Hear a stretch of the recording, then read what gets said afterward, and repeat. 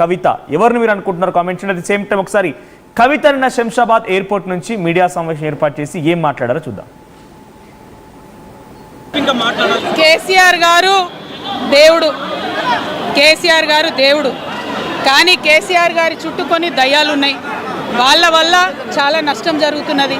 పార్టీలో ఉండేటటువంటి నేను కేసీఆర్ గారి కూతుర్ని అంతరంగికంగా నేను రాసినటువంటి లేఖనే బయటికి వచ్చిందంటే మరి ఇతర సామాన్యుల సంగతి, ఇతరుల పరిస్థితి ఏంటి పార్టీలో అన్నది ఇవాళ చర్చ జరగాల్సినటువంటి అవసరం ఉన్నది. దానికోసమే ఇవాళ నేను మీతో మాట్లాడుతూ ఉన్నా తప్పితే రెగ్యులర్గా నేను ఇచ్చిన ఫీడ్బ్యాక్ అందులో స్పెషల్ ఏం లేదు. ఏ మీటింగ్ అయినా ఏదైనా కూడా నేను సార్కి ఇస్తానే ఉంటాను. కానీ ఈసారి ప్రత్యేకించి బయటికి రావడం అన్నది నేను బాధాకరంగానే ఉన్నది. అయితే ఈ లేఖ ఈ విషయం అంతా చూసుకొని కాంగ్రెస్ బీజేపీ పార్టీలు బాగా సంబరపడుతున్నట్టున్నాయి. కోతి కొబ్బరికాయ దొరికినట్టుగా ఏదో బీఆర్ఎస్ పార్టీ ఆగమైంది, కేసీఆర్ గారికి ఏమైంది, అంత సీన్ లేదు. మా నాయకుడు కేసీఆర్ గారే. కేసీఆర్ గారి నాయకత్వంలోనే తెలంగాణ బాగుపడుతుంది, ముందుకు పోతుంది. అందులో ఎటువంటి అనుమానం లేదు. కేసీఆర్ గారి నాయకత్వంలోనే బీఆర్ఎస్ పార్టీ కూడా ముందుకెళ్తుందని చెప్పి నేను బలంగా నమ్ముతా ఉన్నాను. పార్టీలో ఉన్నటువంటి చిన్న చిన్న లోపాలను డిస్కస్ చేసుకొని సవరించుకొని కోవట్లను పక్కకు జరుపుకుంటూ ముందుకు పోతే పార్టీ 10 కాలాల పాటు చల్లగుంటుంది అనేటటువంటి నా భావన. బీజేపీ కానీ కాంగ్రెస్ కానీ తెలంగాణ ప్రజల కొరగబెట్టింది ఏమీ లేదు. 2 పార్టీలు కూడా తెలంగాణను ఫెయిల్ చేసినాయి. ఆ 2 పార్టీలకు కూడా ఆల్టర్నేటివ్ కేసీఆర్ గారి నాయకత్వమే. ఆ కేసీఆర్ గారి నాయకత్వంలోనే తెలంగాణ ముందుకు పోతుందని చెప్పి నేను బలంగా నమ్ముతా ఉన్నాను. Thank you. జై తెలంగాణ, జై కేసీఆర్.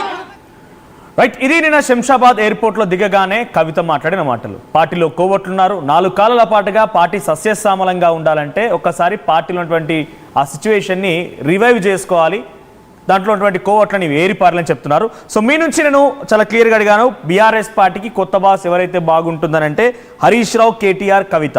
దీంట్లో హరీష్ రావు వైపుగా 60% మంది నిలబడ్డారు, కేటీఆర్ వైపుగా 28% మంది, కవిత వైపుగా 12% మంది. సో మీరు కామెంట్ చేయండి. హరీష్ రావు అయితే ఎందుకు హరీష్ రావుకి ఎందుకు సపోర్ట్ ఉండాలనుకుంటున్నారు, కేటీఆర్ వైపుగా ఎందుకు ఉండాలనుకుంటున్నారు, కవిత వైపుగా ఎందుకు ఉండాలనుకుంటున్నారు? మనం చెప్పినంత మాత్రం డైరెక్ట్గా వాళ్ళు బాస్ అయిపోతారని లేదు. కానీ మీ అభిప్రాయం మ్యాండేట్ కాబట్టి మీ అభిప్రాయం కామెంట్ చేయండి. సో సార్, మనం తను మాట్లాడిన మాటలు విన్నాం. మనం ఇంట్రెస్టింగ్గా పోల్ కండక్ట్ చేస్తే కూడా హరీష్ రావు వైపుగా 60% మంది నిలబడుతున్నారు. అంటే కవిత, కేటీఆర్ కంటే హరీష్ రావే పార్టీ అధినేత కావాలి, ఆఫ్టర్ కేసీఆర్ ఆయనే ఉంటే బాగుంటుంది అనేది పబ్లిక్ ఒపీనియన్గా ఉంది. ఏమై ఉండొచ్చు? ఓకే మనోజ్, నిజానికి ఇది మనం మొత్తం పబ్లిక్ ఒపీనియన్గా చూడలేము. బట్ ఒక రకంగా చెప్పాలంటే హరీష్ రావుకి ఎక్కువ యాక్సెప్టెన్స్ ఉన్నది, కార్యకర్తల వైపు నుంచి చూస్తే ఎక్కువ యాక్సెప్టెన్స్ ఉంటుంది. దానికి ప్రధాన కారణం ఒకటి, హరీష్ రావు ఇంతకుముందే చెప్పాను, ఆయన 2001 నిజానికి అంతకంటే ముందు నుంచి కూడా కేసీఆర్తో ఉన్నారు. అప్పటికి కేటీఆర్ అయితే అమెరికాలో ఉద్యోగం చేస్తున్నారు. మరి 2001లో పార్టీ ఆవిర్భవించిన నాటి నుంచి కూడా కేసీఆర్తో ఉన్నారు. చాలా ప్రతి అడుగులో ప్రతి సందర్భంలో కూడా కేసీఆర్ ఉన్నారు. అందుకే ఆయనని 2004లోనే మంత్రిని చేయగలిగారు. ఇంకొక హరీష్ రావుకి ఇంకొక ప్రత్యేకత ఉంది. ఆయనని పార్టీలో ట్రబుల్ షూటర్ అంటారు.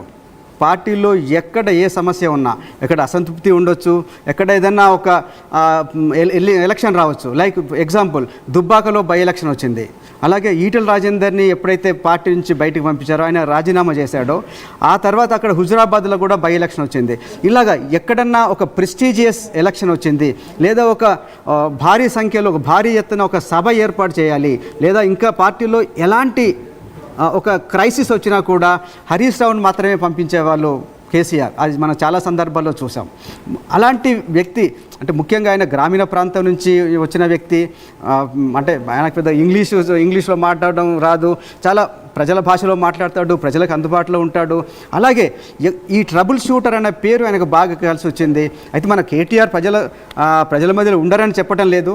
బట్ ఆయన హయ్యర్ ఎడ్యుకేషన్ చదువుకున్నారు, అమెరికాలో ఉన్నారు, మధ్యలో వచ్చారు ఉద్యమంలోకి. కానీ హరీష్ రావు చాలా ముందు నుంచి ఉన్నారు, చాలా ప్రజలకు ఎక్కువ అందుబాటులో ఉంటారనే పేరైతే ఉంది. అయితే కవిత నిజానికి ఎప్పుడు పోటీ పడలేదు అధ్యక్ష పదవికి, కానీ ఒక వర్కింగ్ ప్రెసిడెంట్ కావాలనే కోరిక మాత్రం ఆయన చాలాసార్లు సన్నిహితుల దగ్గర వెలిపుచ్చినట్టుగా మనకుంది.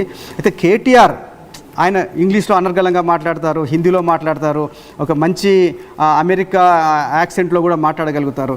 కానీ ఎప్పుడైతే హరీష్ రావుకి వచ్చారో ట్రబుల్ షూటర్ అనే పేరు ఆయనకు బాగా పాజిటివ్గా ఉంది. చాలామంది నాయకులతో ఆయన మాట్లాడుతుంటారు. రాత్రి 11-12 గంటల వరకు కూడా ఆయన వాళ్ళ ఇంటికి మనుషులైతే వస్తుంటారు.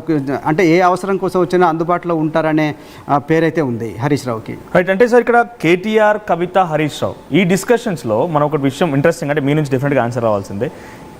10 సంవత్సరాల పరిపాలనలో మన నెంబర్ 1, నెంబర్ 2, నెంబర్ 3 అన్ని కేసీఆర్. ఆ తర్వాత ఎవరికి అవకాశం కల్పించలేదు. హోల్ అండ్ సోల్గా ఆయన నిల్చొని మాట్లాడారంటే ఎవరైనా కూడా వినాల్సిందే. అటువంటి సిచ్యువేషన్ ఉండేది.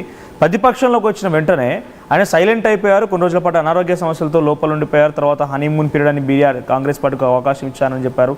అంతా వదిలేశారు. సో ప్రజెంట్ పార్టీ కొంత అంతర్యుద్ధం కొనసాగుతుంది. కవిత లాంటి లేఖలు బయటకు వస్తున్నాయి. ఇంకా రకరకాల జరుగుతున్నా కూడా ఆయన మౌనం పాటిస్తూనే ఉన్నారు. అంటే ఆ పార్టీ బాధ్యతల్ని ఇంకెవరిపైన అప్పజెప్పాలని ఆలోచనలో ఉన్నారా, లేకపోతే నేను రావాల్సిన అవసరం లేదనుకుంటున్నారా?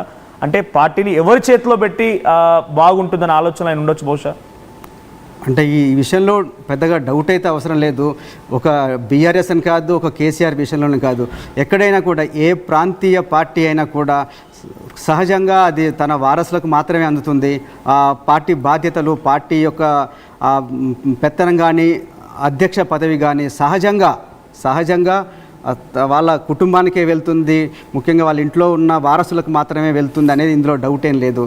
అందుకే ఇప్పుడు ఎప్పుడైతే కేసీఆర్ పార్టీ అధ్యక్షుడిగా ఉన్నారు, మొన్నటి వరకు ఒక 1.5 year క్రితం వరకు ముఖ్యమంత్రిగా ఉన్నారు. ఆ సమయంలోనే కేటీఆర్కి ఒక వర్కింగ్ ప్రెసిడెంట్గా బాధ్యతలు అప్పగించారు.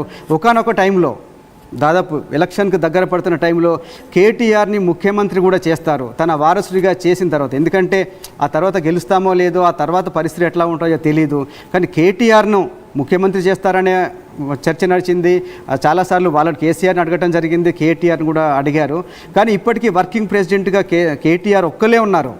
ఇదే విషయంలో ఇప్పుడు హరీష్ రావు కూడా చాలాసార్లు ఈ మధ్యకాలంలో బాగా చర్చ జరుగుతూ ఉంది. కేటీఆర్నే అధ్యక్షుడిగా చేస్తారనే చర్చ కూడా నడుస్తూ ఉంది. ఎందుకంటే కొంత వయసు రీత్యా ఇన్యాక్టివ్ అయ్యారు కేసీఆర్. తర్వాత ఆయనకు ఆరోగ్య సమస్యలు కూడా వచ్చాయి. నిజంగా పార్టీ ఓటమి తర్వాత ఆయన జారిపడడం జరిగింది. ఆయన కొంత ఫ్రాక్చర్ కూడా అయిపోయి చాలా రోజులు ఇన్యాక్టివ్ అయ్యారు. కేవలం ఇంటికే పరిమితం అయ్యారు.